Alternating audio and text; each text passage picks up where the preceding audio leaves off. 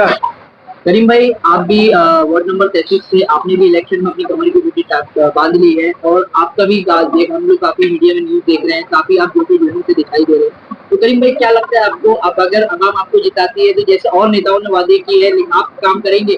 देखिए, पहली बात तो मैं आपको ये बताऊं कि मैं नेता नहीं, मैं एक सामाजिक कार्यकर्ता के रूप में अपने इस शहर में 20 साल से मैंने सर्विस दिया है। और मैं नहीं समझता हूं कि मुझे शहर को बताने की जरूरत है। मैं आपको दो एक मिसालें देता हूं छोटी छोटी।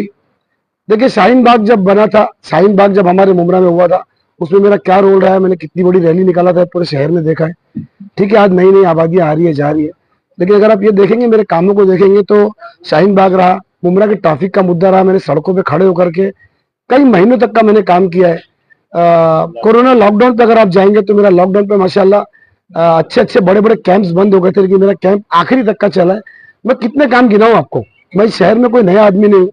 पीछे पिछले अगर आप 20 साल से मेरे अगर आप इतिहास उठाएंगे तो मैंने एक सामाजिक कार्यकर्ता के रूप में मैंने काम किया। मैं फिर 1 सेकेंड में रिपीट करता हूँ कि मैं नेता नहीं हूँ। और जो शहर के हालात, हम लोगों ने हर नेता के पीछे खड़े रहकर कोशिश ये की है, कभी नगर सेवक जिताया है, कभी एमएलए जीता है, कभी एमपी के लिए हम लोगों ने कोशिश की। आप लोगों ने देखा होगा कि शाना बसाना में हर उस आदमी के पीछे, हर उस नेता के पीछे मैं खड़े रहा जो जो सेकुलर एक आवाज बन करके, सेकुलर एक आवाज बन करके जो लोगों के बीच खड़े रहा। मैंने हर उस नेता के पीछे खड़े रहने की कोशिश किया, लेकिन एंड में जो हालात जो दिखे जो शहर के, वो जो बुनियादी सहूलतें आज शहर में देखने को नहीं मिलती है। तो मैं भी जानकार आदमी हूँ, जैसे काफी लोगों का मानना था, मेरी संगठन का मानना था, मैं एक उत्तर भारतीय संगठन का अध्यक्ष भी हूँ, तो सबका मानना था कि करीम भाई बहुत हो गया, हम लोग बहुत लोगों के पीछे खड़े हो चुके।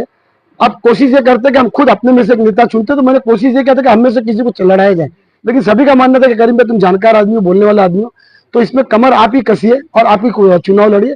देखते हैं जनता क्या आशीर्वाद देती है, क्या दुआएं देती है, इंशाल्लाह। जिस तरीके से मुमरा शहर को बदनाम किया जाता है कि यहाँ पर विकास नहीं हुआ है, ये कितना प्रतिशत सच है? और ऐसा लगता है कि आने वाला जो चुनाव है कहीं ना कहीं टफ की टक्कर नजर आ रही है? देखिए, चुनाव इस टाइम पे मैं आपको बताऊं कि जो हालात जो मैं देख रहा हूँ, सोशल और रिफाई होने की वजह से मेरी भी दूरबीन लगी रहती है कि शहर में क्या हालात चल रहे हैं, कौन वार्ड से क्या लड़ रहा है।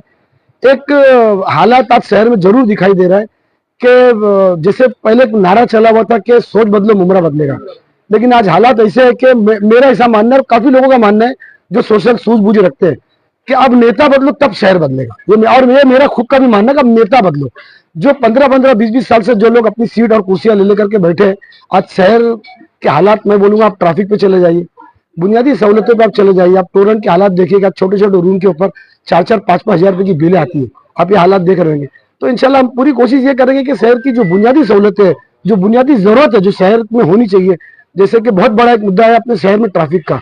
बहुत सारी दुकानें तोड़ी गई थी 4-6 साल पहले, और इसलिए ये दुकानें तोड़ी गई थी कि ट्रैफिक को कहीं ना कहीं राहत मिलेगी। लेकिन अफसोस के साथ मुझे कहना ही पड़ रहा है कि कई लोगों की करोड़ों की दुकानें तोड़ी गई। इसमें एक आदमी का शायद हार्ट अटैक भी आ गया था, शायद आपको शहर में पता होगा कि उसकी जब दुकानें टूटी तो उसको हार्ट अटैक भी आ गया था बेचारे को। तो ये दुकानें तोड़ने का मतलब और मकसद हुआ क्या? आज उसी जगह पे अगर आप जाएंगे तो उधर पे गाड़ियां खड़ी हुई है, पार्किंग हो गई है, और लोग ठेला और रेला लगाए हुए। तो देखिए, ये सब अनदेखी है शहर के साथ।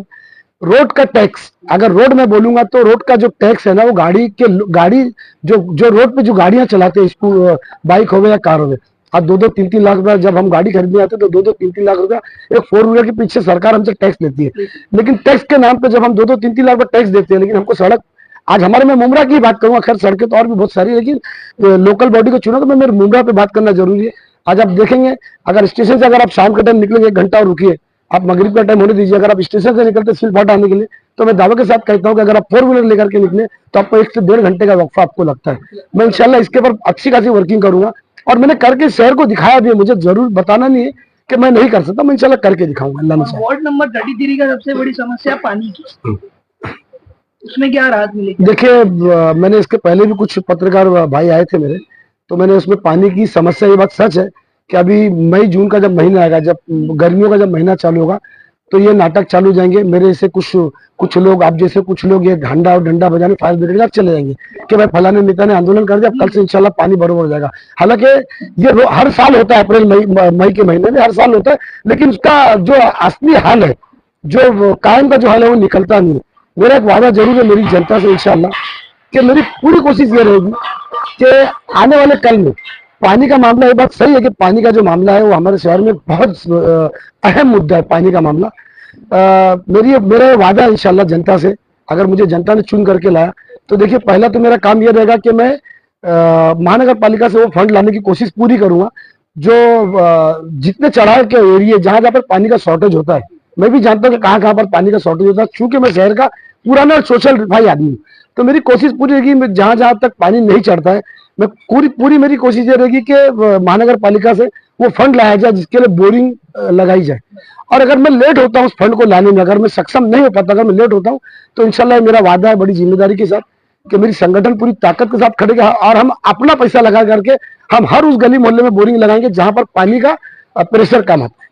करीम भाई, चुनाव को लेकर आवाम से क्या अपील करोगे आप? जी, मैं तो एक ही बात बोलूंगा, मेरी पूरी मुमरा कौसा की जनता को बोलूंगा, सिर्फ मैं 33 में नहीं बोलूंगा, मैं मेरे पूरे मुमरा कौसा के लोगों से बोलूंगा कि जो 15-15, 20-20 साल से जो लोग सीट पकड़ करके बैठे हैं, उनका खुद का तो विकास हुआ और शहर जानता है, मुझे बताने की जरूरत नहीं, पर्सनल टिप्पणी पे नहीं जाऊंगा। बहुत सारे बंगले बन गए, बहुत सारी बड़ी बड़ी गाड़ियां मुमरा शहर में माशाल्लाह देखने को मिलती है, लेकिन मुमरा की जो गरीब जनता है, खासतौर से जो माइनॉरिटी एरिया है, जो के त्यों पड़ा हुआ, वही हाल में लोग जी रहे हैं, वही हालत में लोग पड़े हुए। मेरा रिक्वेस्ट है मुमरा की इस जनता से कि सोच बदलो, मुमरा नहीं बदलेगा। अब आप नेता बदलो, नए चेहरे को लाओ, जो नया इच्छुक नौजवान जो लड़ना चाहता है, जो पढ़ा लिखा अगर आदमी चाहता है लड़ना, तो चेहरा बदलो, इंशाल्लाह मुमरा जरूर बदलेगा, मेरा वादा है।